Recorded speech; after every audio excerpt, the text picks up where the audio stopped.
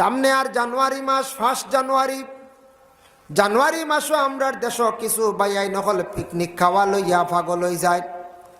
বাইরে জানি আর এখন পিকনিক যেটা খাবার যান এটা আমরার জন্য নাই, এটা মুসলমান যারা সনাতন ধর্মের মানুষ যারা বৎসর তারা একদিন বাহিরিয়া বনভোজন করে, তারা একজন দেবীর দিন পালনার্থে যায়। জিজ্ঞাসা করিয়া দেখবা আপনি এক আল্লাহ মানসন খেনে একজন দেবীর দিন পালনার্থে বাড়ির থাকি বাহিরিয়া টাকাটা খরচ করিয়া জঙ্গল গিয়া খাইয়া ঘুরিয়া আইতরা, যে টাকাটা আপনি উড়াইতরা।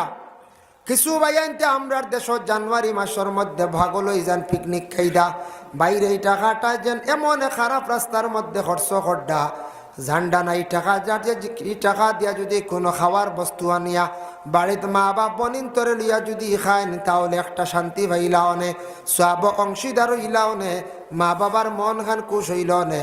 আল্লাহ কেউ আসতে যারা এইভাবে পিকনিক খাওয়ার যাইবা জানিয়া রাখবা আপনি শিরকি গুনাহ করে লাইছেন, আপনি তওবা করা লাগব।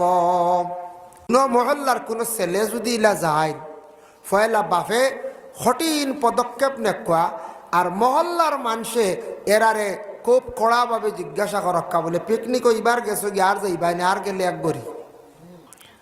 কারণ কি এরা শক্ত না করলে তো গ্রাম আম রেওয়াজ হয়ে যাব না, খোঁজ যায় আম রেওয়াজ হয়ে যাব গিয়া পিকনিক খাওয়া।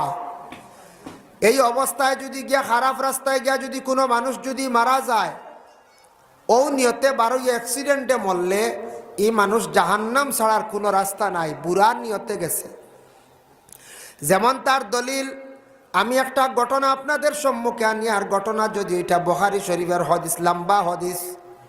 এক আল্লাহর বান্দা তান জিন্দেগির মধ্যে মানুষে হত্যা করছেন টোটাল ৯৯ জন। ৯৯ জন। আমরার দেশে এক মানুষ হত্যা করলে ২০ বছর সাজা, ওলা লাগে ২০ বছর সাজা রাখ। মানুষে যদি ধন সম্পদের লোভে টেকার লোভে কোনো কারণ বশত মানুষে যদি হত্যা করিয়া থাকে, কুরআনের হুকুম হইল মান ইয়াকতুল মুমিনাম মুতাআম্মিদান ফাজাযাউ জাহান্নাম।